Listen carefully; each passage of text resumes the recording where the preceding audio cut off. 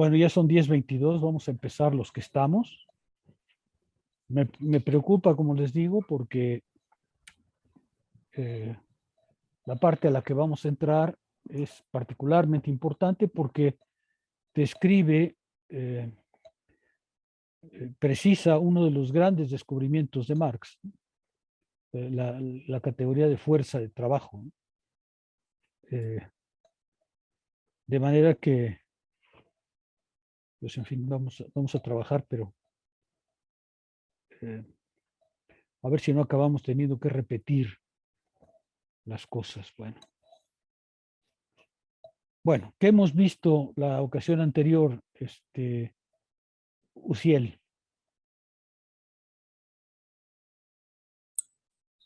Pues veíamos que el valor es tiempo de trabajo contenido en la mercancía y comenzamos a ver las contradicciones de de la fórmula general. Veíamos eh, cómo decía Marx que se contradicen los banqueros. Bueno, cómo funciona este sistema, ¿no? De los bancos y por qué lo ve de manera antinatural, que no es algo a lo que podemos encontrar en el mundo, o que, bueno, que se siente antinatural, ¿no? En el flujo de las mercancías. Ujú.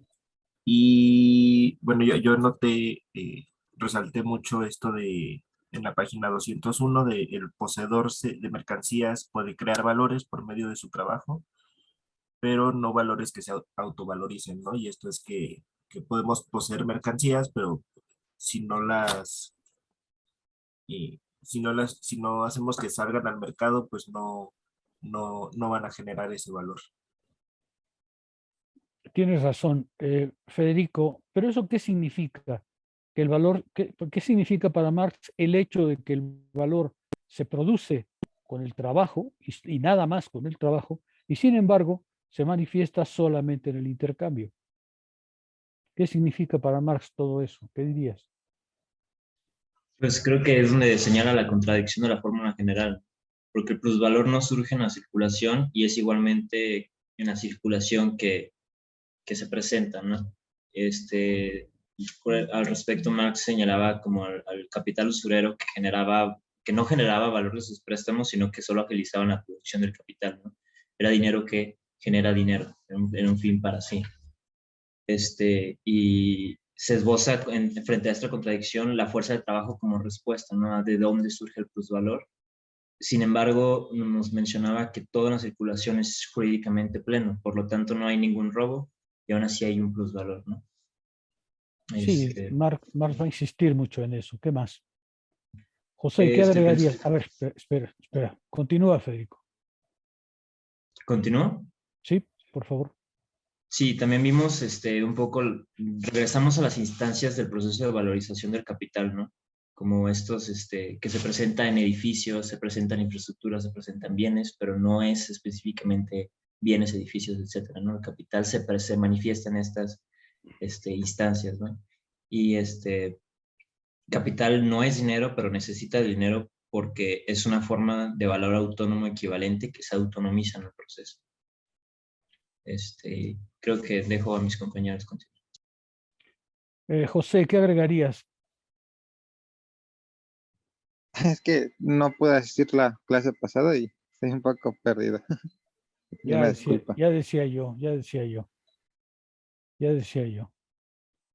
Siempre les pregunto a los que faltan, José? Tú lo sabes bien, así que Sí, no sí. debe sorprenderte. Daniela, ¿tú qué agregarías? Bueno, en cuanto a la contradicción, realmente no sé qué más agregar, doctor.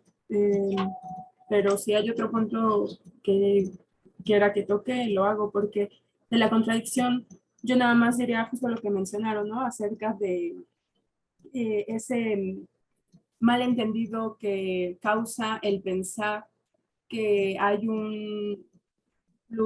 que hay un valor por el simple hecho de que una mercancía circule. Eso se actualiza en la circulación, pero realmente, como ya lo mencionaron, está contenido en el propio momento de la producción. Entonces, no sé, en cuanto a la contradicción, no sé qué más mencionar. A ver, te voy a hacer una pregunta, Daniela. ¿Cómo dirías que estamos utilizando todas las categorías que ya vimos previamente? Mercancía, dinero, intercambio, valor. Aquí ya vemos funcionando todas esas categorías. ¿Tú cómo dirías que se percibe ese funcionamiento? Pues, mm, Déjame darte una pista de por dónde desearía que te fueras. Yo voy a insistir en la clase de hoy en que hemos seguido paso a paso a Marx porque ese es fundamental para plantear el problema que él quiere resolver. Y de hecho, todos los elementos que nos dio van en ese sentido. Ahora ya podemos plantear el problema del plusvalor. Pero ¿cómo sucede eso con las categorías que hemos venido utilizando, que hemos venido conociendo? pues el ir categorizando todo nos permite entender, digamos, de dónde viene, de dónde parte cada cosa. Como alguna vez usted lo mencionó, empezamos a ver desde el átomo del capitalismo, ¿no? Desde lo que es la mercancía, lo que contiene la mercancía y luego lo que, diría yo, causa la mercancía, ¿no? Relaciones de equivalencia, el surgimiento del dinero, relaciones entre las propias personas, ya en el sistema entre proletario, capitalismo. Entonces, creo que hemos ido de menos a más, pero hemos visto, al menos a mi parecer, hemos visto cómo ese átomo se sigue manteniendo, ¿no? O sea, todo lo que implica la mercancía no va a cambiar y nos va a dar fundamento, creo yo, para llegar a entender incluso ese plusvalor como una, como yo lo entiendo, una referencia absoluta al propio trabajo, ¿no? Que sigue siendo el trabajo el que lo constituye todo y lo implica a todo, ¿no? No hay mercancía sin trabajo, no hay relaciones en este sentido políticas incluso sin ese trabajo. Entonces, creo que las hemos visto diferenciadas, pero además la relación entre todas ellas y que finalmente cada uno de los elementos son necesarios para crear este sistema productivo en el cual no solamente digamos, no solamente tiene que ver con cosas, ¿no? Después llega a los propios seres humanos, ¿no? Como los propios seres humanos son de alguna manera productos o mercancía de la relación en la cual se encuentran o establecen con un otro. Gracias, Daniela. Eric, la misma pregunta. A ver, la formulo, pero no estoy seguro que ya te hayas conectado en el momento. Sí, sí, doctor. Sí. Bueno, entonces, la misma pregunta, Eric. Gracias, doctor. A ver, yo creo que como lo planteó Daniela, está muy bien. Lo que hemos venido realizando, pues, es una especie de comprensión categorial de cómo un modo de producción aparece históricamente determinado, ¿no es cierto? Esto es muy importante comprender porque esto nos lleva, pues, a determinarlo conceptualmente, ¿no es cierto? Dice Marx una y otra vez que las condiciones sociohistóricas del trabajo no siempre se han dado de la misma manera. De ahí que tuvo que realizar una especie de reconstrucción, como dice Daniela, de menos a más, de ir de lo más abstracto a lo más concreto, para así determinarlo subsecuentemente, ¿no es cierto? De ahí que pues partimos de la manifestación más inmediata, que es la mercancía, ¿no es cierto? Y Marx, curiosamente, le reconoce una fisonomía a esta mercancía, ¿no es cierto? A partir de un valor de uso y un valor, ¿no? Que se tipifica entre sustancia, valor y una magnitud de valor, ¿no es cierto? La categorización aquí esencial es que el trabajo es ese elemento generador del valor, ¿no es cierto? Y cómo el trabajo, pues, entra en una suerte de simbiosis con la naturaleza. Lo interesante, como ya lo había mencionado, es que el trabajo en ciertas condiciones solamente es generador de valor. no de otra manera. Y solamente como generador de valor en ciertas condiciones es que podemos comprender el modo de producción. A mí, por ejemplo, lo dije la vez pasada, me ha interesado muchísimo la manera en que, por ejemplo, Marx ya en estos desarrollos ulteriores comprende la legitimidad incluso del modo de producción capitalista, ¿no es cierto?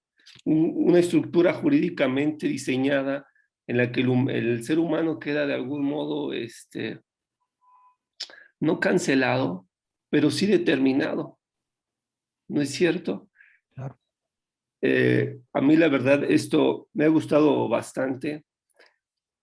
Es interesante además que es interesante, doctor, perdón, es interesante, doctor, también la manera en cómo, por ejemplo, usted lo ha desarrollado análogamente a propósito de la explicación que lógicamente ofrece Hegel. El otro día leía, por ejemplo, el prólogo del libro de Longuenés y ya sostenía que el análisis lógico de Hegel, tal como él lo despliega, solamente es comparable a la crítica que Marx establece a la economía clásica, ¿no es cierto? Eso es ciertamente interesante y pues bueno, no quisiera como entorpecer más la discusión, doctor, pero eso es a grandes rasgos lo que quería Para ti es lo decir. esencial. Bueno, vamos a avanzar, ya son 10:34. No, todavía prefiero preguntar un poco más. La misma pregunta para ti, Marco. ¿Cómo se percibe el entrelazamiento de categorías que hemos ya conocido gradualmente en este punto? A tu juicio, ¿cómo alguien te preguntaría, a ver, dígame usted, cómo se entrelazan las categorías del capital hasta llegar a la compra-venta de la fuerza de trabajo? Pues es que creo que se explica bastante por el carácter como el carácter lógico. Justo veíamos, como dicen mis compañeros, carácter lógico del itinerario de Marx, ¿no? En tanto que su teoría busca dar cuenta objetivamente de lo que es, ¿no? Eso es muy importante porque, en primer lugar, toda la crítica a la economía política se articula en dar cuenta de cómo la conciencia común llega a percibir las apariencias como algo verdaderamente objetivo, ¿no? Y en ese sentido es necesario hacer un recorrido histórico por el armazón conceptual que le permite pensar a la economía política clásica a la realidad, ¿no? Veíamos que justo para Marx es muy interesante esta consecuencia epistemológica de ver los obstáculos del pensamiento que se le presentan en su experiencia a la economía política clásica para dar cuenta de cómo con los conceptos que tenían no podían dar cuenta de la emergencia del modo de producción capitalista en la experiencia moderna, ¿no? Creo que justo veíamos en el armazón conceptual cómo se especifica el punto de partida, el punto de desarrollo lógico a través de las categorías de la reproducción de la vida, y vemos cómo se van armando y entrelazando, digamos, los modos de producción, de reproducción de la vida, y cómo se da cuenta de estos modos como categorías objetivas, ¿no? Que determinan efectivamente el comportamiento de las personas, ¿no?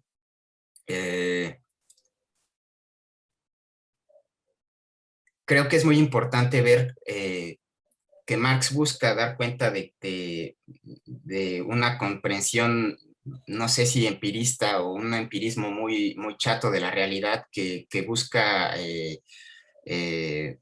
construir el capital o la historia del capital, o más bien no la historia del capital, como un objeto suprahistórico, ¿no?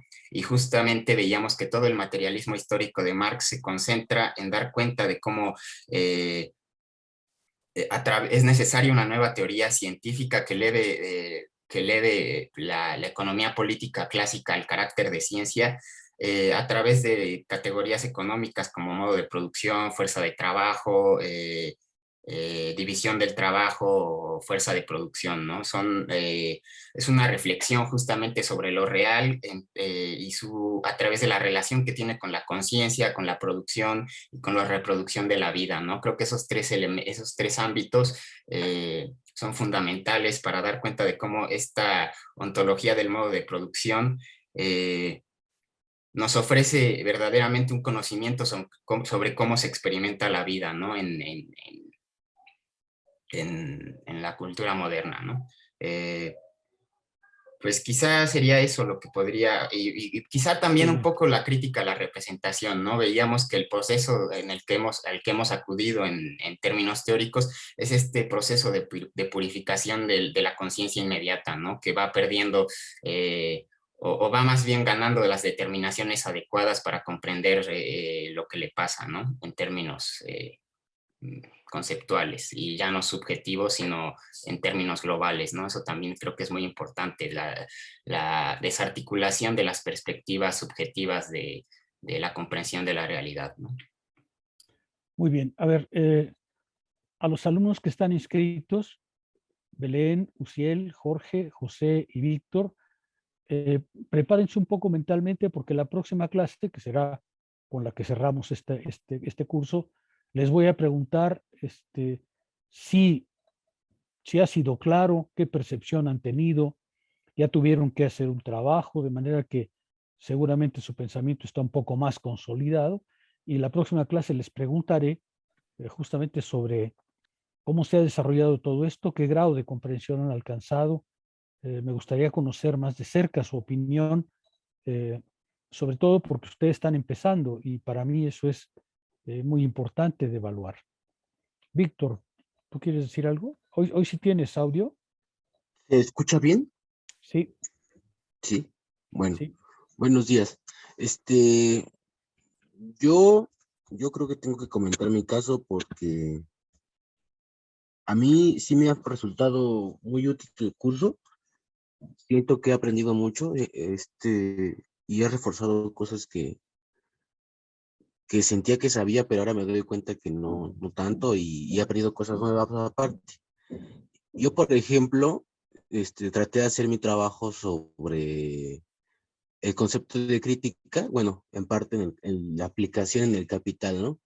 Y encontré así, bueno, entonces mi idea fue concentrarme en el método y a partir de ahí ver la aplicación, al menos en el primer capítulo de Capital, en el análisis de la mercancía, ¿no?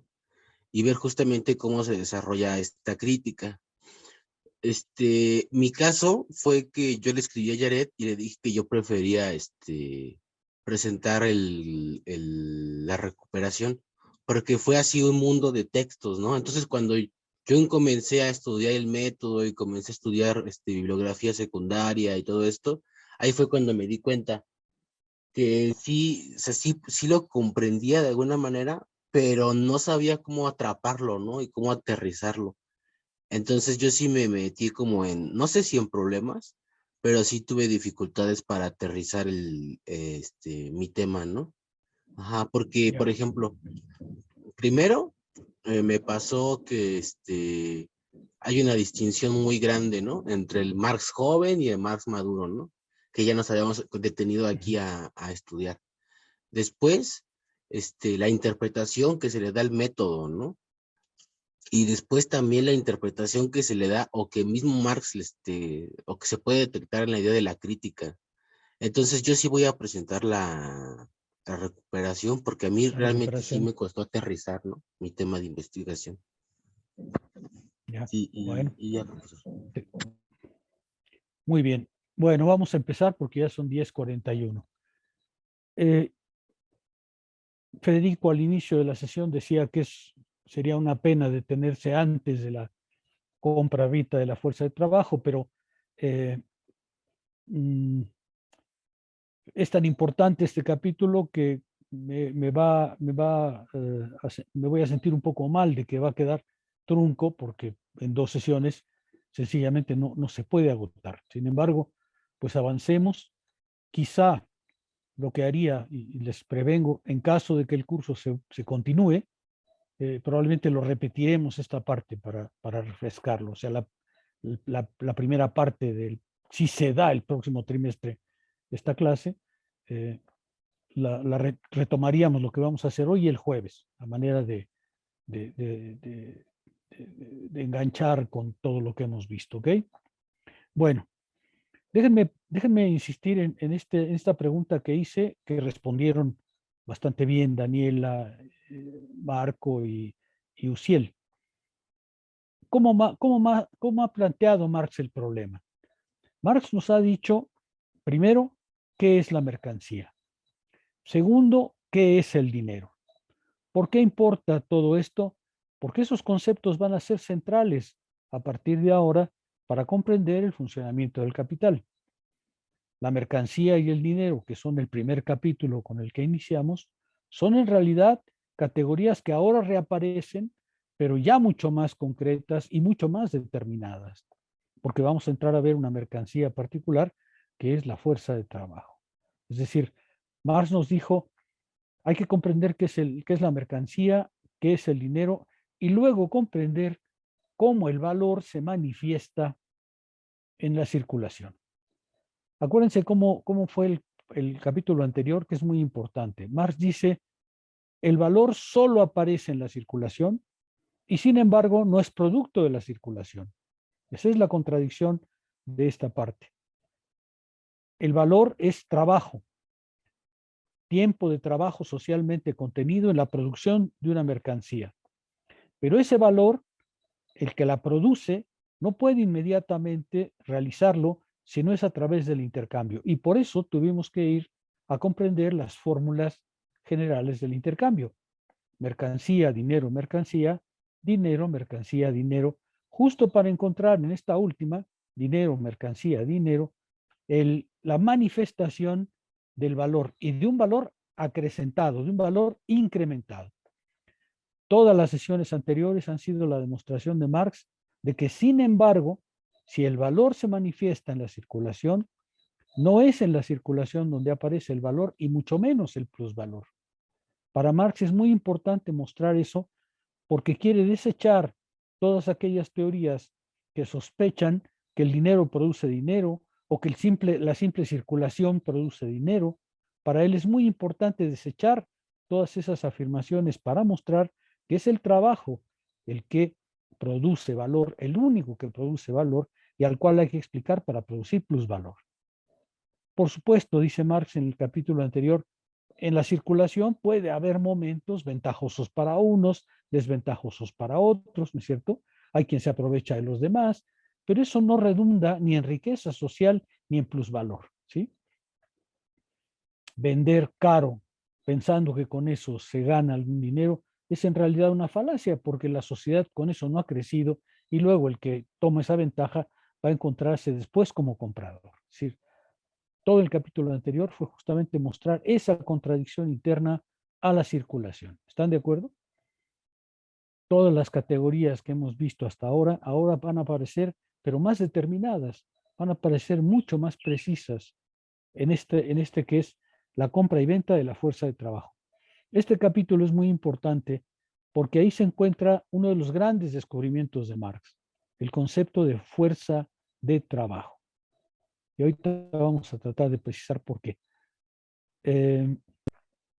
Con este capítulo, además, se cierra la primera parte del capital y ya inicia la explicación del plusvalor absoluto. El siguiente apartado ya es una forma del plusvalor que es propia del modo de producción capitalista. Por eso, este capítulo es particularmente relevante porque introduce justamente la solución de la contradicción que veíamos la ocasión anterior y da las condiciones para entonces empezar a comprender qué es el plusvalor en el capitalismo, cómo se produce y qué consecuencias tiene. Otra nota que quisiera subrayar, yo les he insistido que aunque estamos hablando de términos económicos, no son los términos económicos los que nos interesan. Nos interesan las relaciones que los seres humanos anudan a través de su intercambio. Lo digo porque en este apartado ya va a aparecer, por decirlo así, el obrero, el que vende su fuerza de trabajo en persona. Hasta ahora no lo habíamos visto porque estábamos hablando únicamente de las condiciones formales de aparición del capital. Pero ahora ya va a aparecer en persona aquel que vende su fuerza de trabajo, es decir, el obrero, el que va a ser el proletario, el que va a ser el personaje central de aquí en adelante. Hechas estas precisiones, pues vayamos al texto. Marx empieza recapitulando, ¿no es cierto? El cambio en el valor del dinero que se ha transformado en capital no puede operarse en ese dinero mismo, pues como medio de compra y en cuanto medio de pago, solo realiza el precio de la mercancía que compra o que paga, mientras que, si se mantiene en su propia forma, se petrifica con magnitud invariable del valor. El atesorador retira de la circulación dinero, retira valor, pero ese dinero retirado que no circula simplemente se anquilosa. Es decir, ese no es productor de nada, por más que lo meta al banco y ahí el banco le dé un interés que por lo demás le deja al banco, como hemos visto, mucho más de lo que entrega. El cambio, pues este primer párrafo es muy importante. El cambio, pues, debe operarse con la mercancía que se compra en el primer acto. Dinero o mercancía. Dijo previamente, la modificación tampoco puede resultar del segundo acto, de la realización de la mercancía por dinero, porque ya vimos que ahí no se realiza ninguna ventaja. El cambio, pues, la diferencia, el plusvalor, el añadido, debe operarse con la mercancía que se compra en el primer acto, dinero o mercancía, pero no con su valor, puesto que se intercambian equivalentes, la mercancía se paga a su valor. Otra vez, esto es muy importante para Marx, ¿eh? El cambio tiene que darse en el primer movimiento de la circulación, dinero, mercancía. Pero este cambio no modifica, no produce el valor porque es intercambio de equivalentes. Yo insisto en esto porque Marx está diciendo, el capitalista no roba al proletario, el capitalista no engaña al proletario, le compra la mercancía que le compra en su valor, solamente que vamos a ver que ahí esta mercancía tiene una particularidad. Marx insiste que es intercambio de equivalentes porque quiere quitarles la idea, ojalá ya se las haya quitado yo definitivamente, de que el capital es un engaño, un fraude, una usurpación. No, eso no es el capital para Marx, ¿sí? Por ende, la modificación solo puede surgir de su valor de uso en cuanto tal, esto es, de su consumo. Si la fórmula es dinero-mercancía, pues entonces el valor tiene que surgir del segundo momento, de la mercancía, del valor de uso de la mercancía. Esta mercancía que vamos a ver ahora, como todas las mercancías, tiene valor de uso y valor de cambio. El problema va a ser explicar cómo surgió esa mercancía, por qué históricamente apareció en el momento que aparece y por qué esa es la clave para comprender las relaciones sociales modernas, ¿no? El cambio tiene pues que darse en el uso de la mercancía que el dinero ha comprado. Pero esa mercancía tiene que ser muy particular. Por eso es que importa esta parte. Por ejemplo, a mí me gustan mucho las lociones francesas. Y cada vez que puedo me compro una, porque un montón, ¿no? No me va a alcanzar la vida para acabármelas, pero el caso es que cada vez que agarro una loción francesa y me la echo encima, pues la loción francesa se desgasta. Su consumo no deja nada, salvo el placer de oler bien, cosas ya, ¿no? Pero ¿me están escuchando? No, ya no. Muy ¿Me están entrecortado. escuchando? Y muy entrecortado. Muy entrecortado. Quizás se apaga su ¿Me están cámara. escuchando? A ver, voy a cortar mi imagen, a ver si mejora.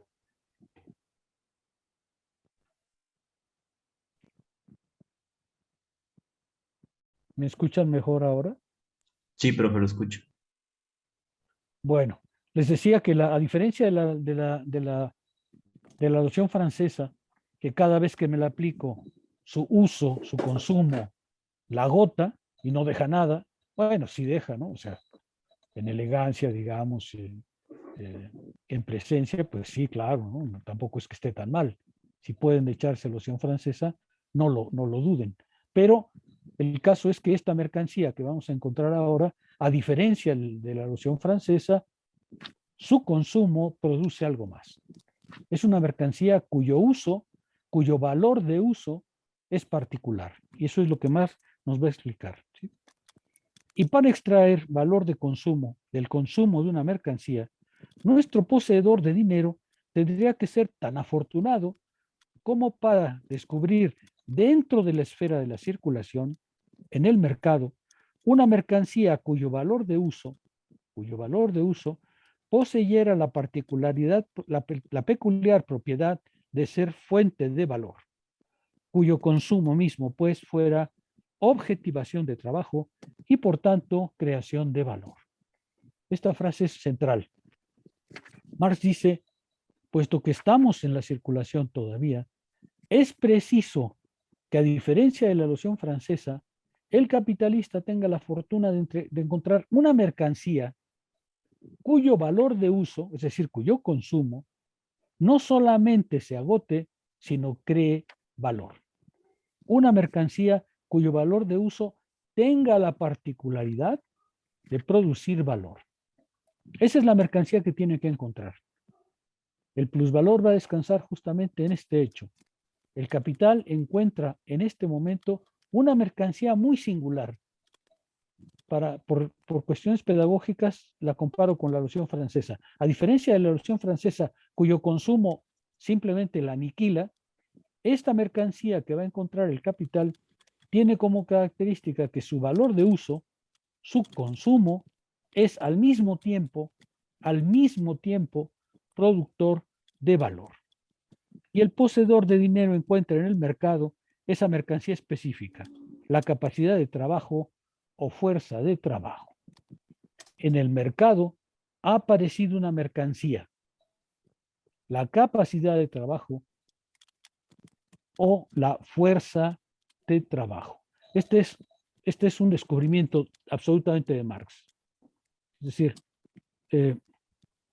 para la conciencia común, cuando alguien trabaja y termina un trabajo, se le entrega dinero y entonces se dice, te he pagado tu trabajo, ¿no es cierto?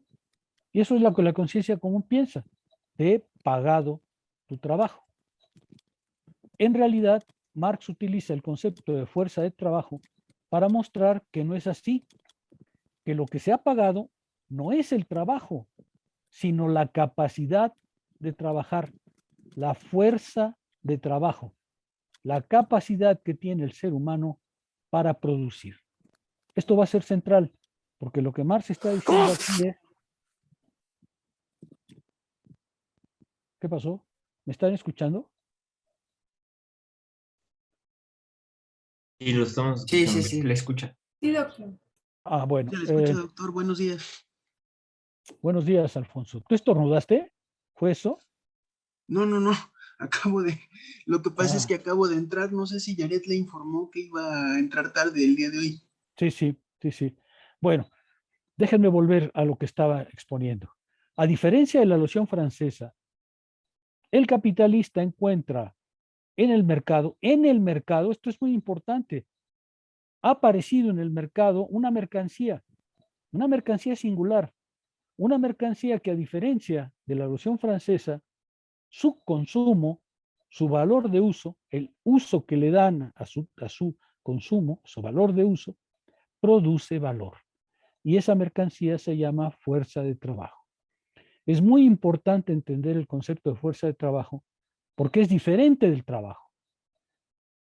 Otra vez, cuando viene el plomero a mi casa, hace una instalación, me cobra una fortuna, como todos los plomeros, ¿no? Son abusivos como ellos solos, pero al final yo le entrego dinero por su trabajo, ¿no es cierto? Ahora, ahí aparentemente no hay ninguna ganancia, porque como hemos visto, si es intercambio de equivalentes, yo le doy por su trabajo lo que él me ha entregado como trabajo, y ahí no hay ninguna ventaja, dice Marx. Pero aquí aparece algo distinto, aparece la fuerza de trabajo, que es capacidad del ser humano de trabajar. Al trabajador, al proletario, al obrero, se le va a pagar su mercancía. Pero no se le va a pagar su trabajo, se le va a pagar su fuerza de trabajo, que es distinto, ¿sí? Fuerza de trabajo es el concepto que le permitió a Marx despejar esa idea de la conciencia común de que al trabajador le pagan su trabajo. No, no, no, no. Le pagan, dice Marx, su fuerza de trabajo, su capacidad de trabajar, ¿sí? Es totalmente distinto. Es totalmente distinto porque al pagarle, lo que le están pagando no es el trabajo que le entrega, sino su capacidad de trabajar, ¿sí?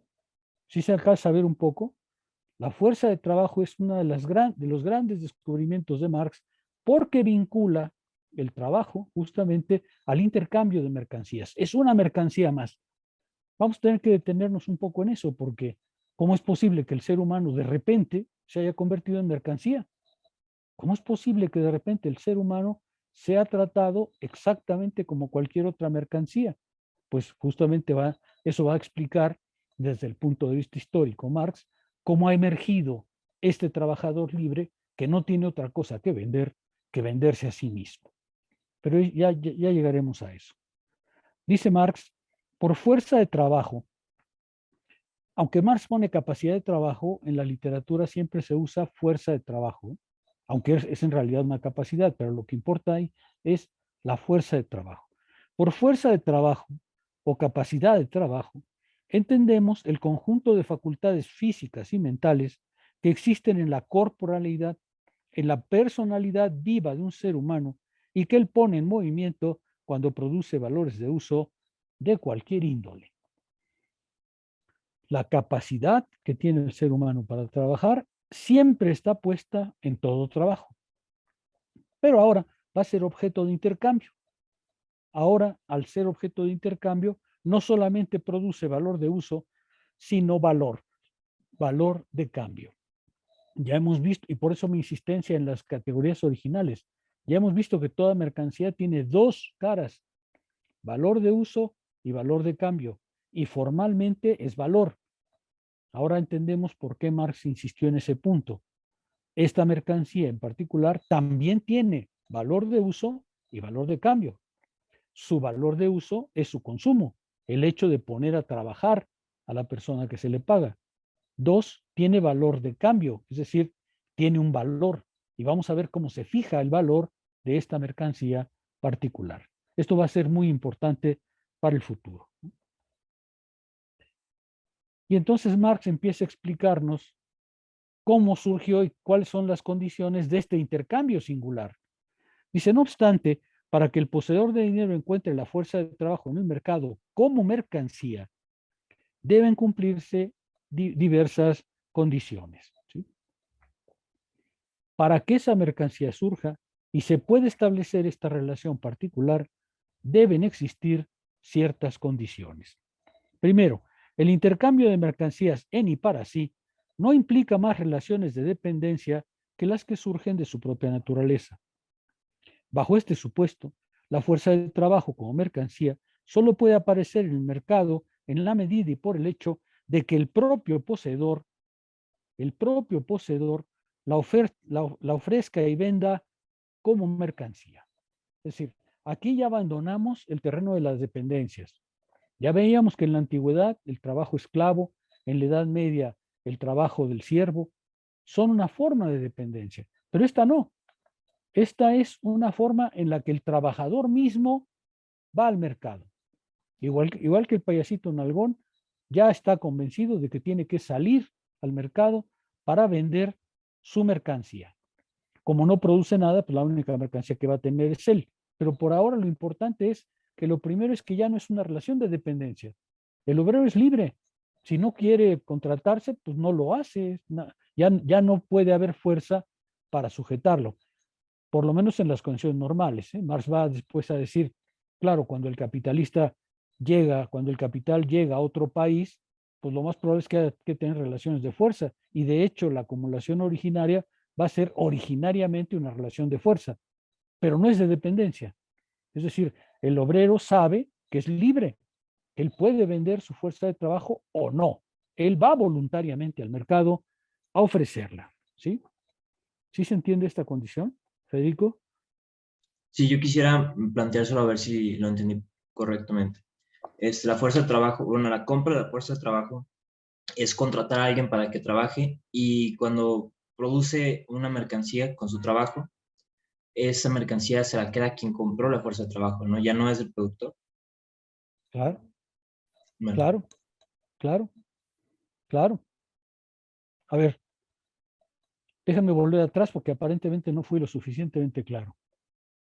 Acaba de aparecer formalmente, desde el punto de vista lógico, una nueva mercancía. Esta mercancía es singular porque, a diferencia de todas las demás que entran al consumo y se agotan, esta tiene una particularidad. Su consumo, es decir, su valor de uso, produce valor. Y esta mercancía solo puede ser el ser humano, porque, como sabemos, el valor no es otra cosa que trabajo contenido en el producto, trabajo socialmente necesario contenido en el producto. Esta mercancía no puede ser más que el ser humano mismo, hombre o mujer, no importa ahorita poco, ¿sí? Ahora, esta mercancía tiene que aparecer en el mercado. Esta mercancía no siempre estuvo en el mercado. En el mundo antiguo, por ejemplo, los hombres eran comprados y vendidos, pero como esclavos. En la Edad Media, los seres humanos no vendían directamente su trabajo. Lo que hacían era trabajar para el señor feudal. Trabajaban para ellos mismos, para su consumo, pero lo que entregaban de valor al señor feudal era trabajo directamente en las tierras feudales, o bien un diezmo, es decir, la parte de su trabajo que debían entregar por relaciones de dependencia. Pero aquí aparece una mercancía en la que voluntariamente el ser humano aparece para vender. ¿Por qué? Porque vamos a ver, como vamos a ver, ya no tiene otra cosa que vender.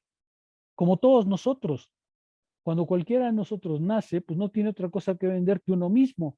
Lo que hace es ponerse a estudiar o no. El payasito nalgón, bueno, pues ese fracasó y entonces lo único que puede hacer es ofrecer su espectáculo en las esquinas, ¿no es verdad? ¿Están de acuerdo? Es una mercancía singular que solo puede ser el ser humano. Por eso hay que responder después bajo qué condiciones el ser humano ha tenido que irrumpir así y bajo qué condiciones se le mantiene en esa situación. ¿Sí? ¿Sí queda más claro, Federico?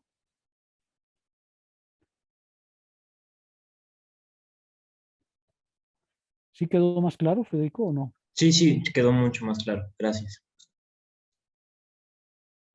Ahorita lo vamos a ver con más precisión.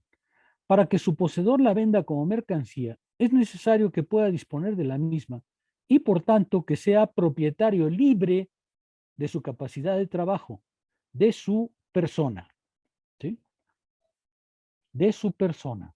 Aquí aparece una de las premisas fundamentales. Él es un sujeto libre. A diferencia de las relaciones de dependencia feudales o antiguas, él es un sujeto libre, libre, jurídicamente y políticamente libre. Él puede vender o no su mercancía en el mercado. Tiene esa completa libertad. Y más aún, como vamos a ver, tiene completa libertad para elegir dónde entregar su fuerza de trabajo, ¿no es cierto? Esta libertad es formal, porque desde luego cada uno de nosotros, pues sí es libre de trabajar o no, pero el que no trabaja no vive, ¿no es cierto? O sea, es una libertad formal, pero real. El trabajador es libre. Él y el poseedor de dinero se encuentran en el mercado y traban relaciones mutuas en calidad de poseedores de mercancías, dotados de los mismos derechos y que solo se distinguen por ser uno el vendedor y el otro el comprador. Ambos son, pues, personas jurídicamente iguales. Otra vez, aquí está una premisa fundamental. El vendedor de la mercancía, el trabajador, y el comprador de la mercancía, el capitalista, son jurídicamente iguales. Por eso pueden hacer un contrato. Un esclavo no puede hacer un contrato con su amo. Un siervo no puede hacer un contrato con su señor feudal. Un trabajador moderno sí puede hacer un contrato con la persona que le paga su trabajo, con el capitalista. Es jurídicamente igual y libre. Eso es para más muy importante. Se empieza a ver por qué es un producto histórico. Porque en las relaciones anteriores, feudales o antiguas, nadie era libre en ese sentido. Aquí aparece toda una concepción de la humanidad ya que muestra que para que pueda haber esta relación de intercambio es preciso la libertad de todos, y no nada más de algunos, y la igualdad jurídica. La igualdad jurídica es muy importante porque los dos se enfrentan como poseedores de mercancías con los mismos derechos. Yo poseo una mercancía y me tiene que ser pagada. Si la voy a entregar, me tiene que ser pagada. Al mismo tiempo, el otro tiene el derecho de que si compra una mercancía, tiene derecho a usarla. Exactamente igual que cuando yo compro una loción francesa, tengo derecho a echármela toda en una sola apuesta. Claro, perderé el prestigio probablemente, se hablará mal de mí, pero es mi derecho usar la loción francesa como yo quiera.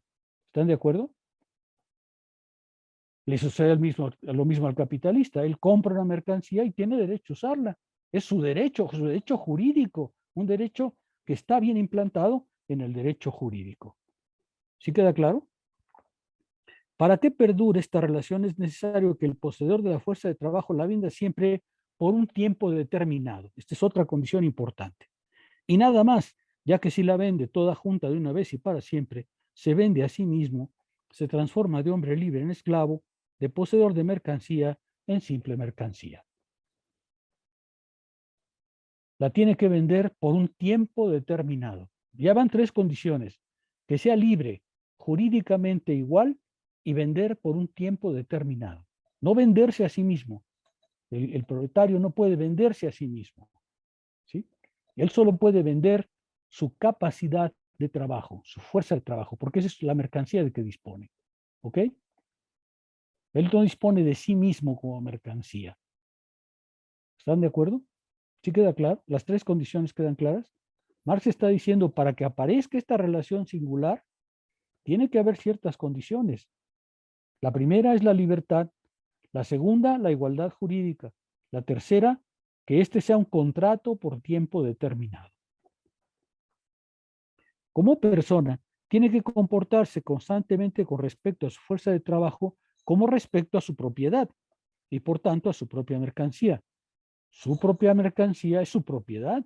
A nadie se le puede arrebatar. Jurídicamente ya no estamos en un orden en el que se le pueda arrebatar el otro el trabajo por la fuerza. Esa tiene que ser una relación distinta en este modo de producción, ¿sí?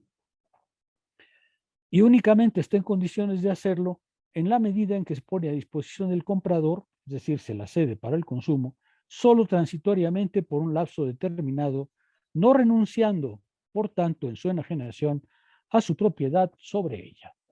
¿Sí? Las notas de esta parte, me voy a detener en las notas para no avanzar demasiado en este tema, porque 2 clases van a ser muy insuficientes. La nota 39 es muy interesante porque se refiere a uno de los grandes historiadores de Roma, ¿no? El señor Mommsen, Thomas Mommsen.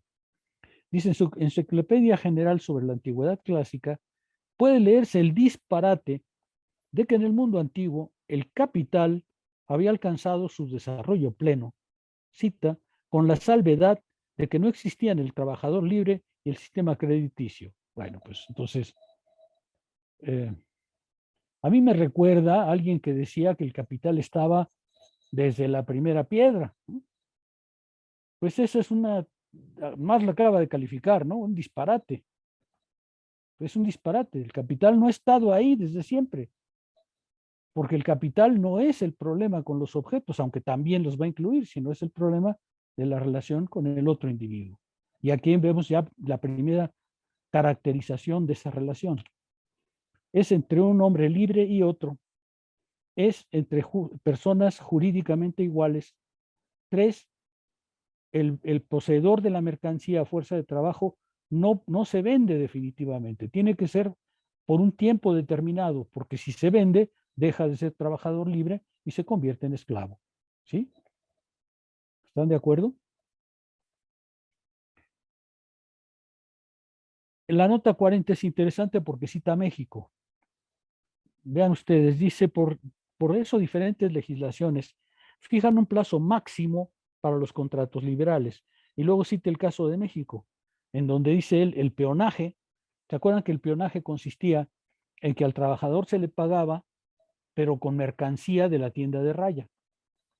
El peonaje era en realidad una suerte de esclavitud disfrazada, porque el trabajo del campesino le era pagado por mercancías de la tienda de raya del patrón, de manera que no salía el dinero del ámbito del patrón, se le estaba pagando con su propio trabajo, y por eso dice Marx, es en realidad una esclavitud disfrazada. Y Marx nos recuerda algo interesante, porque dice, Juárez la anuló, pero Maximiliano la restableció. En general, lo digo porque en general hay mucha gente que lee a Maximiliano como un hombre muy ilustrado, ¿no? Como, qué buena onda como emperador, nos tocó un emperador buena onda. ¿Qué va? ¿Qué va? Él restableció el peonaje que había sido cancelado por Juárez. Ven ustedes, Marx, un pequeño paréntesis.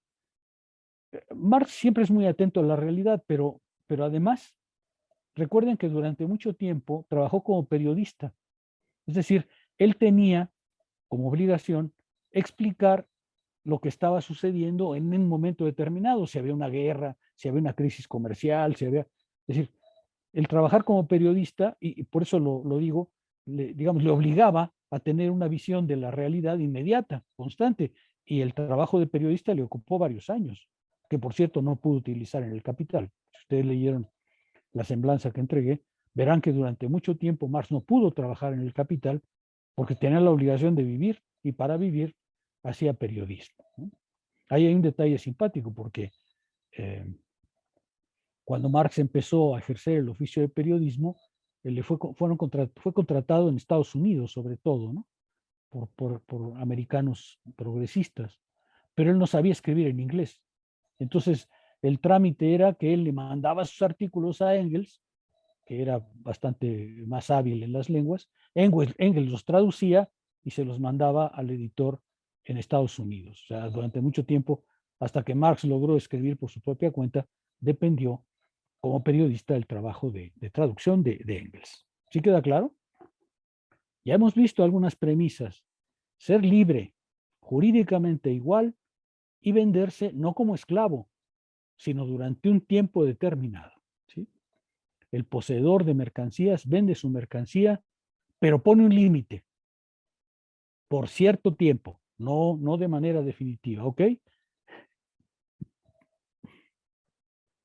La segunda condición esencial para que el poseedor de dinero encuentre en el mercado la fuerza de trabajo como mercancía es que el poseedor de esta, en vez de poder vender mercancías en la que se haya objetivado su trabajo, deba, por el contrario, ofrecer como mercancía su fuerza de trabajo misma, la que solo existe en la corporeidad viva que le es inherente.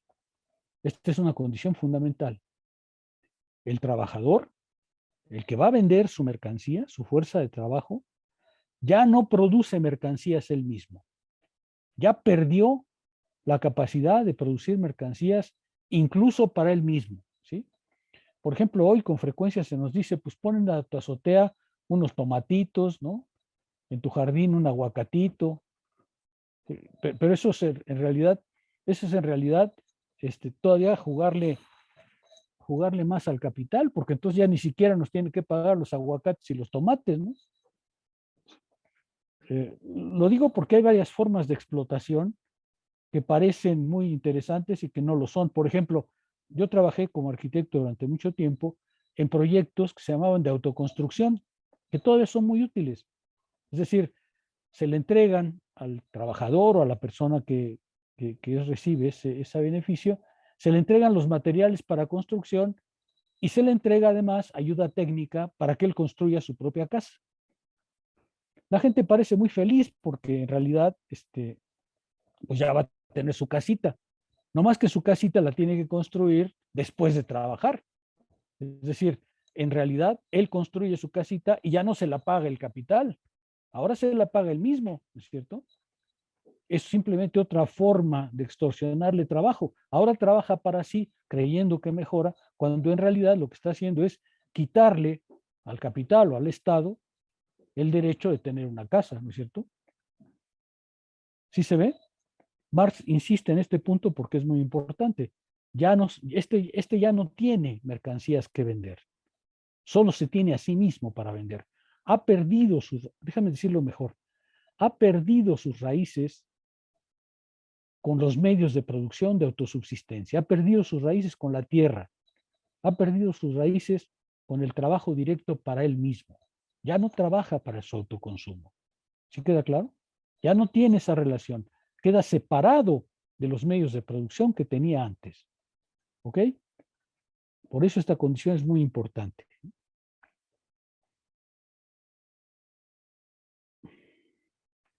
Para que alguien pueda vender mercancías diferentes de su fuerza de trabajo, ese alguien tendrá que poseer naturalmente medios de producción. No se puede hacer, dice, botines de cuero sin cuero. Necesita además medios de subsistencia, porque nadie puede consumir inmediatamente lo que está haciendo. Los zapatos hay que acabarlos antes de ponérselos. Los tomates hay que crecerlos antes de comérselos.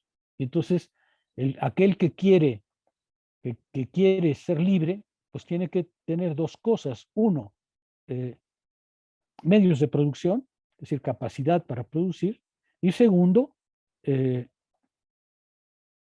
disponer de una bolsa suficiente para poder consumir y vivir antes de vender, ¿no es cierto? Nadie puede vender nada antes de haberlo hecho. Entonces hay que esperar a que la cosa se haga para poder vender. Pero uno come todos los días, ¿me explico? Es decir, uno no puede...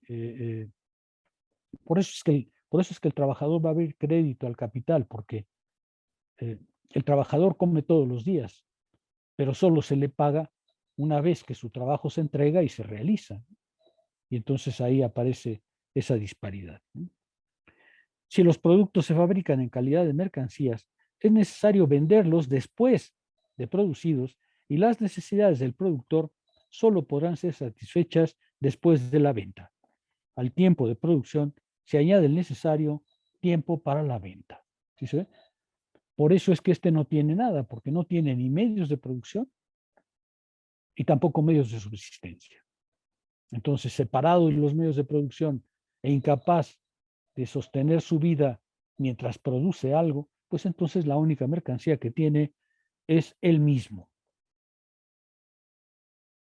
Este párrafo es muy importante. Para la transformación del dinero en capital, el poseedor de dinero pues tiene que encontrar en el mercado de mercancías, al obrero libre. Libre en un doble sentido. Por una parte dispone, en cuanto hombre libre, de su fuerza de trabajo en cuanto mercancía suya, y de que, por otra parte, carece de otras mercancías para vender. Está exento y desprovisto, desembarazado de todas las cosas necesarias para la puesta en actividad de su fuerza de trabajo. Es necesario, pues, para que esto se realice, que haya en el mercado una mercancía de un individuo libre. Libre en dos sentidos.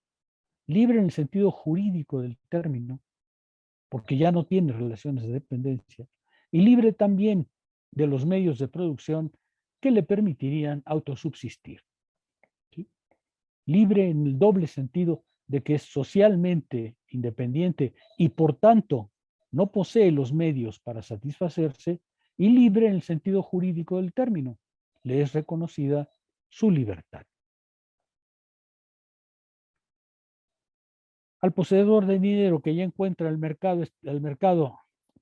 poseedor de dinero que ya encuentra el mercado de trabajo como sección especial del mercado de mercancías, no le interesa preguntar por qué ese obrero libre se enfrenta en la esfera de la circulación. No le interesa saber cómo llegó ahí. Y dice Marx, a nosotros por ahora tampoco, porque esa respuesta tendrá que aparecer mucho después. Ahorita lo único que nos importa es que está ahí. ¿Cómo llegó ahí? Bueno, pues eso se va a llamar la acumulación originaria. El capítulo 24 del Capital, creo que es el 24, el 23, no recuerdo ya bien, justamente narra la aparición de este fulano libre, ¿no es cierto? Pero veremos que es una aparición históricamente muy compleja. Por ahora nos atengamos al hecho de que está en el mercado de mercancías, esta mercancía particular. Un hombre libre que dispone de sí mismo pero que solo dispone de sí mismo y no tiene medios para subsistir.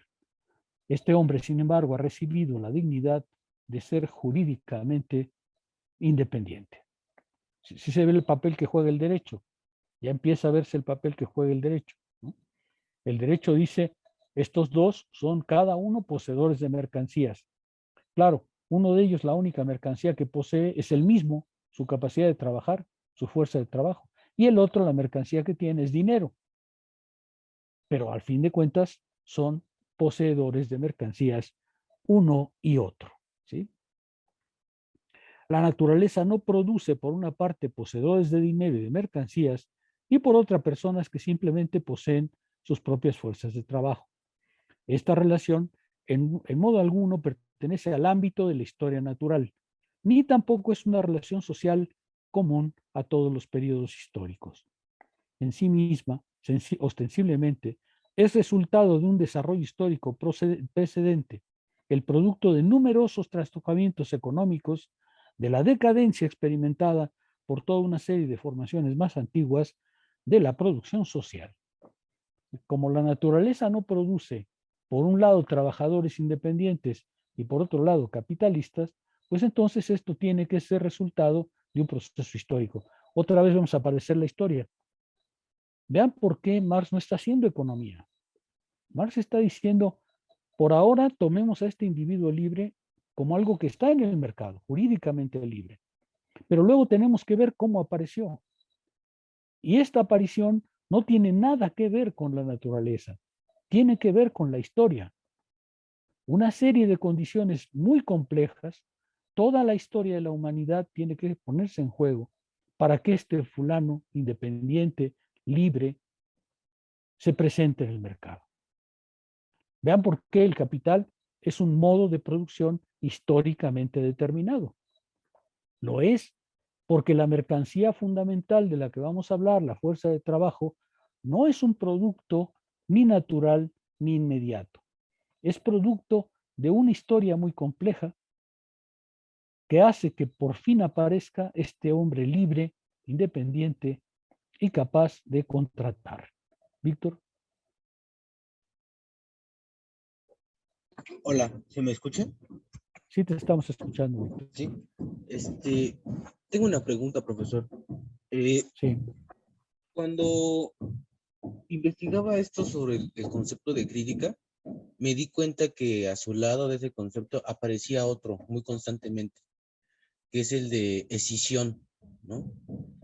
Y me preguntaba yo, ¿en la obra de Marx existe alguna escisión que él quiera comprender o resolver? Así me preguntaba. Y después me di cuenta que tal vez podría ser que el trabajo, justamente la relación del trabajo del hombre, en este caso del asalariado con la mercancía, sería esa decisión central que se quiere resolver al menos en esta parte del capital. ¿Es así o estoy en un error? Gracias. No, te acercas bastante.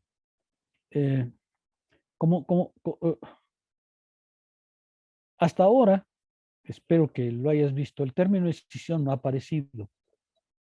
Sin embargo, aquí ya está latente. ¿Cuál es la escisión fundamental en este momento? La que después va a tener que explicar en el capítulo 24. La escisión fundamental es la separación del sujeto de sus medios de existencia. ¿Sí? En las sociedades tradicionales, sobre todo las sociedades agrícolas, el sujeto estaba siempre vinculado a la tierra, es decir, su trabajo producía medios de subsistencia y él no necesitaba ir a vender su fuerza de trabajo fuera. Hubo un momento, sin embargo, en que se le separó de sus medios de producción. Vamos a ver que fue por la fuerza y violentísimamente, pero esa separación es una escisión. Es una escisión en el sentido de que se escindió, se separó, se dividió al individuo de sus medios naturales de subsistencia. Esa es una escisión. Otra escisión, claramente la que hace una separación entre capitalistas y obreros, ¿no es cierto? Ahí empieza ya una escisión de clase, una decisión que tiene que ver efectivamente con quién posee los medios de producción y quién no los posee. que va a ser en realidad para Marx el núcleo de todo esto. ¿Sí? El núcleo de todo, y por eso el debate de Marx siempre va a ser el problema del modo de producción es la posesión de los medios de producción. Aquel que los posee somete al otro. Ahora, sin embargo, quisiera, Víctor, prevenirte un poco. Es verdad que estas dos, digamos, estas dos grandes decisiones son muy importantes, pero yo no creo que Marx tenga la categoría de decisión como particularmente importante. Sí, por supuesto, la separación del individuo de sus medios de subsistencia, pues es una decisión, pero me parece que Marx no la trata tanto como, digamos, como una categoría melancólica, sino más decir, bueno, pues es que sin esa separación no hubiera habido esa mercancía. Déjame darte un ejemplo para que veas, digamos, más recientemente ¿por qué las comunidades tradicionales en México no quieren disolverse? Viven bien amoladas, ¿no es cierto? Viven en la pobreza más completa, pero ¿por qué no se separan de sus medios de subsistencia? Pues porque justamente saben que esos son sus medios de subsistencia, tan escasos como sean, eso les permite subsistir. Si tú los separas de eso y los traes a la ciudad, ¿de qué van a acabar? Pues de albañiles, ¿no? Construyendo el metro, boleando. Es decir, van a encontrarse ahora en la situación del trabajador libre y por eso las sociedades tradicionales no les gusta separarse, porque obviamente es separarse de sus medios de existencia, por muy pobres que sean, por muy modestos que sean. ¿Sí se ve? Hay una razón profunda para que no renuncien a esa forma de pobreza. Uno diría, bueno, pues vete a la ciudad y hazte presidente de la República. Bueno, tampoco es para tanto, pero vete a la ciudad y hazte como Salinas Pliego. Bueno, tampoco es para tanto, pero vete a la ciudad y mejora. No. ¿Por qué? Porque es escindirse de sus medios de existencia. Y esa decisión es muy importante. Pero Marx, por lo menos hasta donde yo lo veo, no no la utiliza como una categoría notable. Él prefiere decir, esa decisión es históricamente constatable, se puede comprender, como te digo, es el capítulo que cierra el primer volumen del Capital, pero por ahora, para comprender el Capital, digamos, no necesitamos empezar de ahí. Bueno, Luis Althusser sugería, justo para resolver este problema, que el Capital se empezara a leer a partir del capítulo último, ¿no? la decisión, pero yo creo que no es necesario, porque para Marx hay una diferencia muy grande entre el método histórico de explicación y el método conceptual de explicación. Y el Capital es fundamentalmente una explicación conceptual, aunque requiere de la historia. ¿Sí queda claro, Víctor? Sí, profesor. Sobre todo esta última especificación que usted me dice, aparece desde el principio, ¿no? Cuando distingue entre el método de investigación y el método de exposición. Pero a mí lo que más me llama la atención es que justamente como usted dice, a lo mejor Marx no le da un lugar muy importante a la decisión, ¿no? Y sí, alguna vez ya ha aparecido en capítulos previos, me acuerdo porque hasta lo circulé, ¿no? No me acuerdo bien en qué página ahorita, pero aparece. Pero lo interesante, a mí lo que se me hace muy interesante es que, por ejemplo, cuando otros investigadores se ocupan de la crítica, de alguna manera, en forma tal vez secundaria o muy subrepticia, aparece escisión, ¿no? Así como si, no sé por qué, a lo mejor es algo lógico, no sé, pero aparece y eso me llama mucho la atención, por eso se lo preguntaba. Entonces, para saber en qué punto podría concentrarme. Y pensaba sobre todo en el trabajo, ¿no? Si podría ser como un ejemplo. Pero no es el trabajo, es el trabajador respecto a sus medios de existencia. Claro, sí. Después en el Capital, el trabajador queda separado de los medios de producción. Eso está bien. Eso probablemente le interesaría más al joven Marx, ¿no? Cuando dices que hay una enajenación, una escisión, digamos así, entre el trabajador y su producto, y el trabajador y los medios de producción, que ya no son suyos. Sí, pero otra vez, yo insisto, yo no veo una, digamos, no le veo a la categoría una relevancia especial. Está ahí, ciertamente, pero yo no le veo una relevancia especial. A lo mejor me equivoco, pero esa es un poco mi perspectiva, ¿no? Otra vez, todavía no llegamos, por ejemplo, a la decisión del trabajador respecto a los medios de producción. Eso aparecerá después.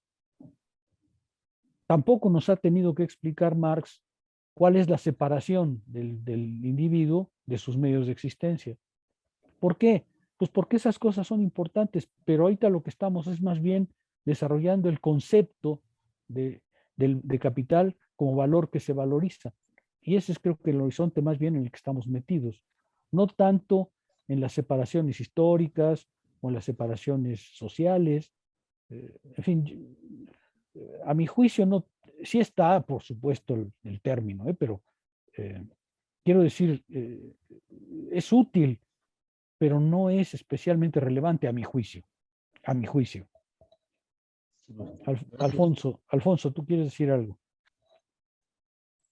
Sí, justo respecto a esto que estaba mencionando doctor y que luego mencionó Víctor, justamente si eso pues es de interés sobre todo de Víctor, la que sí maneja esto, o sea, la que sí le da como esta importancia a esta decisión que hace Marx en el Capital y que de hecho ella lo va a llamar la aparición de las economías naturales, lo digo porque es un libro que yo utilicé en mi trabajo de tesis, es Rosa Luxemburgo, y el libro se llama La acumulación originaria y el origen del capital o alguna cosa así. Aquí lo tengo, si quieres luego te lo comparto. Y justo en ese, desde el prólogo, Rosa Luxemburgo dice que Marx efectivamente no tomó en ese momento del tomo 1 del Capital esta decisión, pero que sin embargo él ya veía esto, pero no lo trabajó porque no le dio tiempo. O sea, Marx cierra con la acumulación originaria, pero no le da tiempo, o no, por todo esto que tenía de desarrollarlo Marx. Es más, y Rosa Luxemburgo sí lo desarrolla. Entonces, luego, si quieres, te comparto por aquí o por correo, te comparto esa lectura, porque en esa lectura sí dan como este análisis de esta decisión que Marx no analiza tan profundamente aquí. A ver,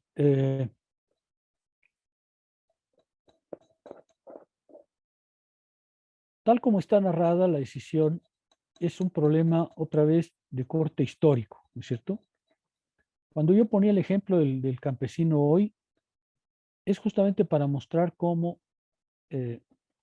solo un cierto desarrollo del capital separa por completo a los individuos de sus medios de producción.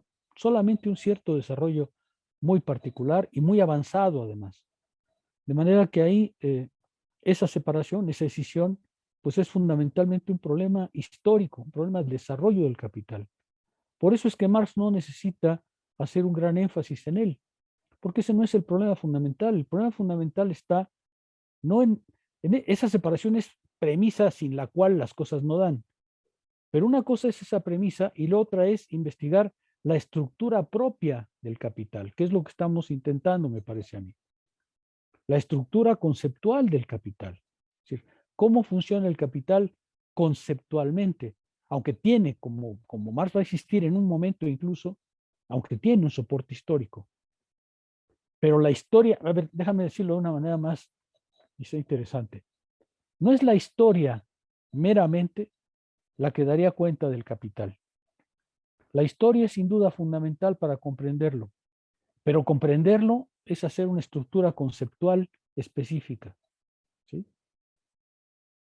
Claro, la historia te sirve para ir viendo efectivamente sus tránsitos, esas modificaciones, pero la estructura básica del capital requiere de un orden conceptual, que es el que estamos siguiendo, que tiene como premisa la historia, pero que no descansa en ella.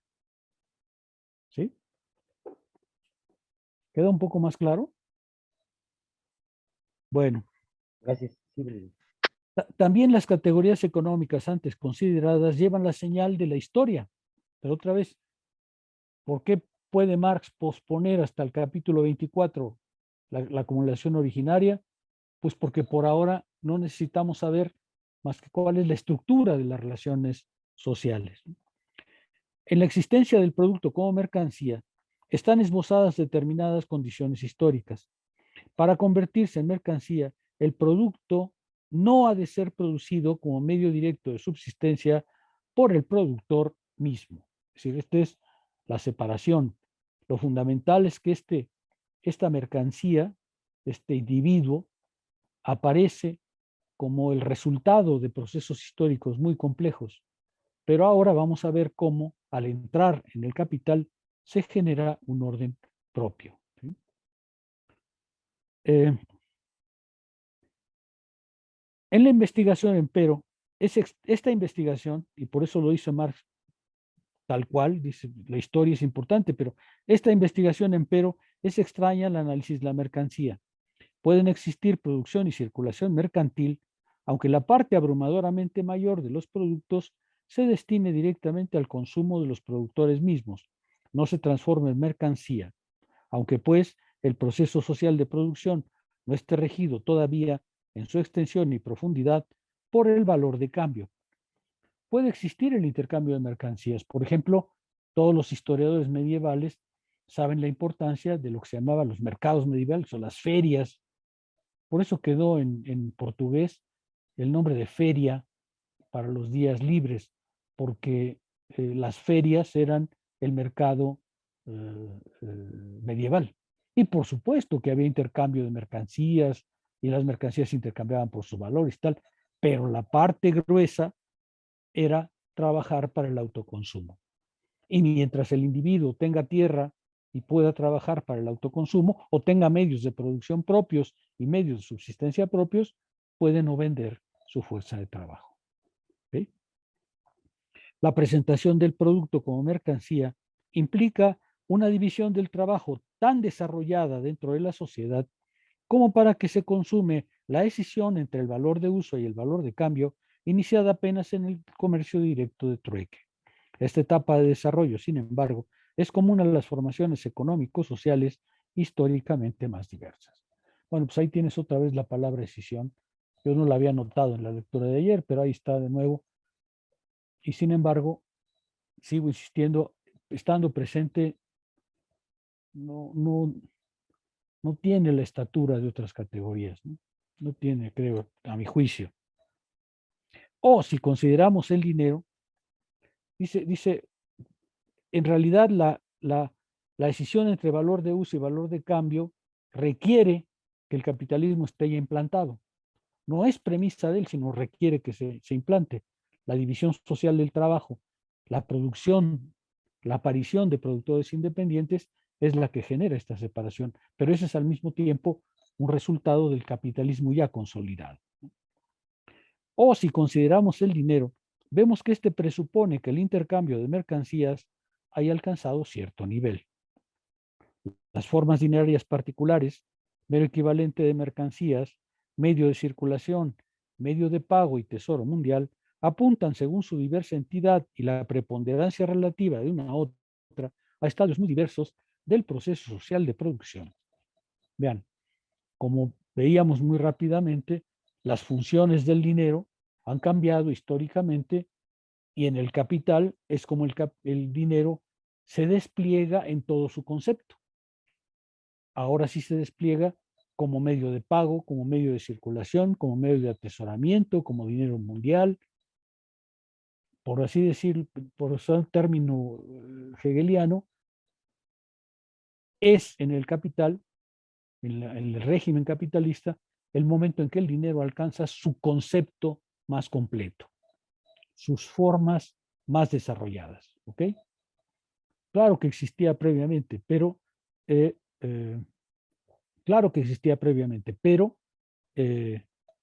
alcanza su concepto justamente en este momento. ¿Sí? No obstante, sabemos por experiencia que una circulación mercantil de desarrollo relativamente endeble basta para que surjan todas esas formas. No ocurre lo mismo con el capital. Sus condiciones históricas de existencia no están dadas en absoluto con la circulación mercantil y dineraria. Surge tan solo cuando el poseedor de medios de producción y medios de subsistencia encuentra en el mercado al trabajador libre como vendedor de su fuerza de trabajo. Y esta condición histórica entraña una historia universal. ¿Sí? La historia universal está ahí como telón de fondo. Pero el capital, tal como lo estamos examinando ahorita, tiene que ser comprendido en la relación de intercambio entre el trabajo y el capital mismo. A eso me refería cuando decía lo que Marx ofrece es una comprensión conceptual del régimen del capital, que tiene premisas históricas, pero que no es idéntico en su exposición a una mera exposición histórica. ¿Sí? ¿Está claro? El capital, por consiguiente, anuncia desde el primer momento una nueva época en el proceso de producción social. ¿Sí?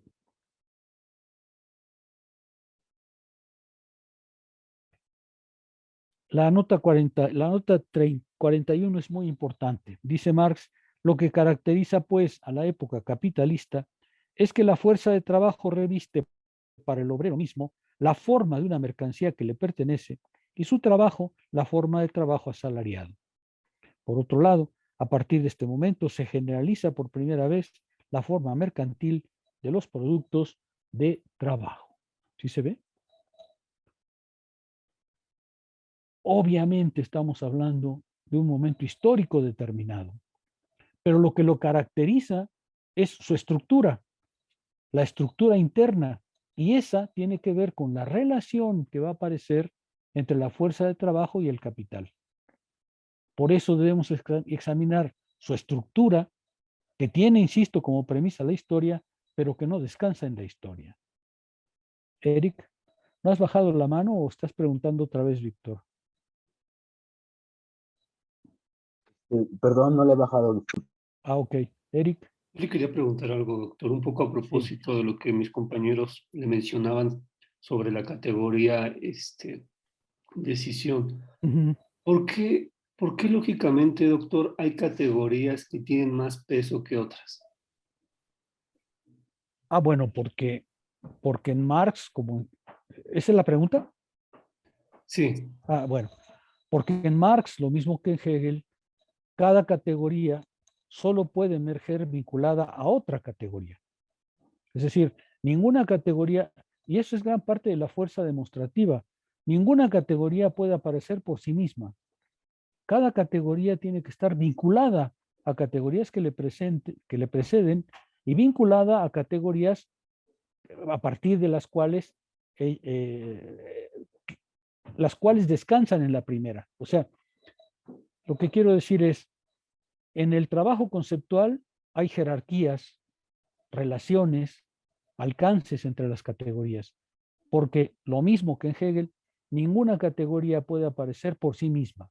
Tiene que aparecer vinculada a las categorías que le dan origen y al mismo tiempo vinculada a las categorías que la requieren. Y por eso hay categorías más jerarquizadas que otras. El pensamiento no coloca todas las categorías en el mismo nivel. La estructura conceptual obliga a que ciertas categorías determinen a las demás o sean resultado de un complejo ya muy grande de categorías. Por ejemplo, para alcanzar a conocer el plusvalor, tenemos que comprender la mercancía, el dinero, la circulación, la compra y venta de la fuerza de trabajo. Y todas esas categorías son necesarias para comprender el plusvalor. Obviamente el plusvalor tiene una dimensión jerárquica, conceptual, distinta a las demás. Todas son categorías, pero entre ellas guardan una jerarquía. ¿Sí queda más claro ahí? Sí, doctor. Tú no puedes, a ver, déjame decirlo de otra manera quizá. Una de las cosas de las que Marx critica a la economía política es que utiliza la noción de ganancia pues traída de la mera representación. Todos los capitalistas saben que tiene que aparecer la ganancia, ¿no es cierto? A Marx le lleva casi 1000 páginas explicar la aparición de la ganancia, porque el plusvalor no es la ganancia, el plusvalor es plusvalor, ganancia será después. Cuando un capitalista actúa, obviamente ve la ganancia, ¿no es cierto? Pero desde el punto de vista conceptual, es una categoría extremadamente compleja, porque solo puede aparecer después de la producción, de la circulación y de la unidad de la producción y la circulación. Solo entonces podemos hablar de ganancia. En ese sentido, es una categoría extremadamente sobredeterminada por las demás. ¿Por qué? Porque es la categoría que nos acerca más a lo concreto. Y como sabemos, lo concreto es siempre síntesis de múltiples determinaciones. ¿Sí se alcanza a ver? El capital es un buen ejemplo de eso. No hubiéramos podido hablar de valor o de valor excedente, como vamos a hablar ahora, sino a comprender que es una mercancía, que es el días, son previas, están entrelazadas, pero son necesarias para la aparición de todo esto. Ya me detuve. ¿Sí? Hola, ya lo... Ahí ya se escucha bien, doctor. Ya volvió a regresar. La verdad es que parece hasta programado, ¿no? Es que parece hasta parece programado ya. Es que es... Sí. Como le dije, doctor, es el demonio del mediodía. Dice, su Usted sabe, internet doctor. dice que ya faltan 5 minutos para que termine su clase, tome 15 minutos de descanso y empiece la otra. Así es como un reloj. A ver, había una pregunta, creo, Víctor. Eric, ¿quedó respondida la cuestión? Quedó respondida, doctor. Muchas gracias. Víctor, Profesor, o no has bajado la mano, no no, sé. sí tengo una pregunta. Justamente con lo último que dijo usted, también investigando estas cosas, uno se introduce en este método de exposición, ¿no? Y bueno, yo lo dividí así, no sé si esté bien, entre un modo lógico en que van apareciendo las categorías y luego está lo histórico, ¿no? Y se conjugan en el capital. No sé si esté bien esa forma de pensarlo, pero lo que no acabo de comprender del todo es porque usted también lo hace en uno de sus artículos, ¿no? Presenta la manera en que los economistas clásicos comparaban las categorías al mundo, a las apariencias, ¿no? ¿Otra vez se cortó? No, aquí estoy. Bueno, queda un poquito, creo que Otra vez se cortó. No te estoy escuchando, Víctor. Espera. Víctor, no te estoy escuchando. Espera. Sí, No te estoy escuchando. A ver, ¿ya me escuchan? Sí, bueno, usted, nosotros. Ahora sí continúa, Víctor. Ya te escucho. Le digo que esto no me queda muy claro. Me queda claro la diferencia, ¿no? Por ejemplo, están los economistas clásicos y ellos comparan categorías con el mundo de la experiencia. Y luego está Marx, pero Marx, o sea, ¿qué hace? Por así decirlo, atrapa el mundo y a partir de ahí desarrolla las categorías. ¿O cómo es ese método, no? El método del abstracto a lo concreto, eso es lo que no me queda claro. ¿Cómo sería esa diferencia? Gracias. Porque, bueno, a lo mejor va a sonar muy ingenuo, pero digo, ¿que Marx no también está usando conceptos, no está también haciendo categorías como los economistas clásicos, pero el método es diferente? Y ya, gracias. A ver, es que es una pregunta sumamente extensa. Aprovechar estos minutos para intentar responderla. Déjame empezar por aquí. El capital como tal es un momento histórico de la humanidad. Es un momento histórico que apareció, como nos ha dicho Marx, después de profundas transformaciones que involucran toda la historia humana. ¿Es verdad? El capital no es accidental, no es una mera contingencia. El capital está vinculado a los modos de producción anteriores bajo la forma hegeliana de la negación. O sea, el capital es un proceso histórico necesario, eso es verdad. Pero ese proceso histórico necesario ahora necesita ser comprendido en su estructura conceptual, en su núcleo esencial. Y este es un problema distinto. Este es un problema distinto porque si lo histórico es la premisa de la irrupción del capital y de sus elementos básicos, la estructura propia del capital es un problema conceptual que requiere una jerarquización de categorías. ¿Sí se ve? Son dos cosas imbricadas ciertamente, pero que hay que diferenciar porque Marx no es el único que sabe que el capital es un producto histórico. Hay muchos que lo saben. El problema es ahora colocarse en el orden conceptual que describe la estructura esencial del capital. Y eso es lo que está haciendo Marx. Y este procedimiento, aunque tiene como premisa lo histórico, no descansa en lo histórico. De hecho, como Marx va a explicar en el artículo que tú citas, muchas categorías que son importantes en el capital aparecen muy tardíamente. No son categorías originales. Por ejemplo, el dinero. El dinero, como vimos, como categoría en el capital, aparece muy al principio, justo para explicar cómo la mercancía y el dinero funcionan. ¿Sí? En realidad, el dinero en su forma de concepto concreto es muy tardía, supone un capitalismo, lo acaba de decir Marx, muy desarrollado. Es decir, el orden histórico no coincide con el orden conceptual. El orden histórico, sin duda, es premisa, pero no coincide con el orden conceptual, porque el orden conceptual requiere la explicación del núcleo esencial de las relaciones de este proceso. ¿Sí me explico? La historia es indispensable, pero no basta la historia. Hace falta un trabajo conceptual. Ahora, ¿por qué decir que las categorías son unas más abstractas que otras? Bueno, también en el artículo que tú leíste, Marx lo explica. Una categoría es abstracta porque tiene pocas o relativamente pocas determinaciones. Empezamos con la mercancía porque es la forma universal del intercambio en el modo de producción capitalista. Y por tanto, no requiere, como forma universal que es, todas las determinaciones que requerirá lo demás. La categoría de mercancía en Marx es, igual que en el caso de Hegel, una categoría abstracta porque su abstracción consiste en no estar sumamente determinada. Y todo el proceso del capital es justamente cómo eslabonando los momentos, cada categoría está siendo determinada por las categorías antecedentes y es base para las categorías subsecuentes. La categoría de fuerza de trabajo, por ejemplo, que acaba de aparecer, ya puso en juego la mercancía, el dinero, el intercambio. Es una categoría, pero es una categoría mucho más determinada que la mercancía porque requiere todas las categorías anteriores para poder aparecer. El orden conceptual es ese, y este orden no es idéntico al orden histórico. ¿Sí me explico?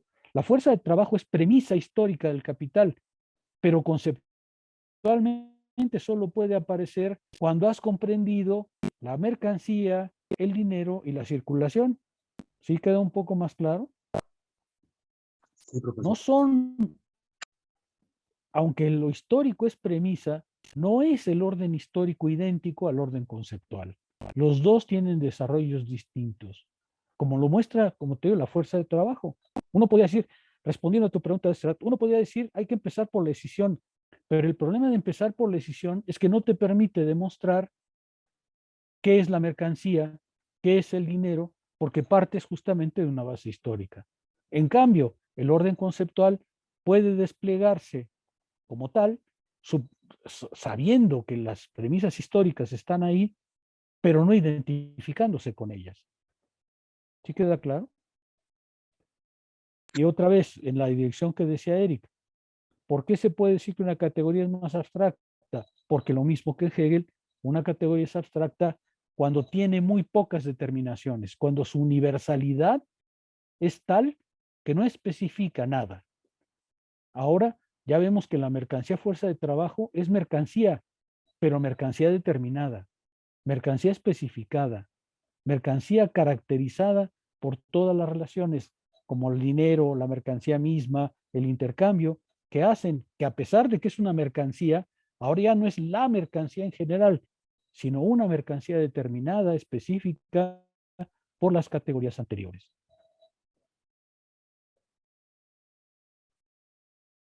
Hay un artículo que a mí me fue muy útil cuando era joven en este sentido, que está contenido en Luis Althusser, cuando él dice, es que el orden histórico no es lo mismo que el orden conceptual. No nos equivoquemos, el orden histórico es fundamental para la irrupción del capital y las premisas que lo hacen ser. Pero el orden histórico no basta para dar cuenta conceptualmente del núcleo esencial de las relaciones capitalistas. Y por eso el trabajo de Marx, a pesar de que tiene ese fundamento histórico crucial, necesita presentarse como el despliegue de categorías. Otra vez, en un orden que no es el orden histórico. ¿Sí? ¿Sí se ve? Hay un desfase entre orden histórico y orden conceptual. ¿Sí queda más claro, Víctor? Sí, profesor. Gracias. Son las 12. ¿Alguna pregunta más? Vean ustedes, esta parte es muy interesante. Claro, yo me fui hoy especialmente despacio. Reconozco que me fui especialmente despacio, pero es en parte para no abundar demasiado, para no avanzar demasiado, porque cuando regresemos, si es que regresamos, ya lo habrán olvidado casi, ¿no? Así que prefiero ir avanzando cautelosamente, si están de acuerdo, por supuesto, ¿no? ¿Alguna pregunta? Perdón, doctor, el texto de Althusser que mencionó, ¿dónde está? Está caray. Creo que está en Paralelo Digital. Sí. Sí. Gracias, doctor. Y al rato, si quieres, te puedo mandar las páginas, Eric. Vale, Marco, muchas gracias. Ahora, esto que dice Althusser, pues es bastante bien conocido, ¿no? O sea, el orden histórico no es idéntico al orden conceptual, por más que el orden conceptual requiere del orden histórico. Pero eso es así siempre en la teoría, ¿no? Acuérdense que primero resulta la vida y luego viene la teoría a comprender la vida. Y por eso, por ejemplo, el capital empieza con la mercancía, que desde el punto de vista conceptual es abstracta y desde el punto de vista material es universal, es decir, todas son mercancías. ¿Sí se ve? O déjame decirlo de otra manera. Lo mismo que el concepto de dinero solo se alcanza en el capital, el concepto de mercancía completo solo se alcanza en el capital. Antes no era posible pensarlo. ¿Sí? Lo histórico es la premisa, pero ahora hay que hacer el desarrollo conceptual. ¿Sí? El despliegue demostrativo, eso es exactamente el conocimiento. ¿Sí se ve?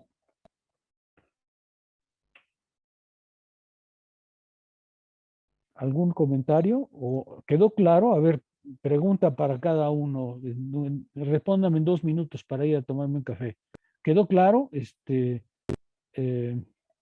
Belén, Víctor, Daniela, Uciel, Jorge, Eric, Marco, José. ¿Quedó claro? Sí, profesor. Sí, doctor. Sí, doctor.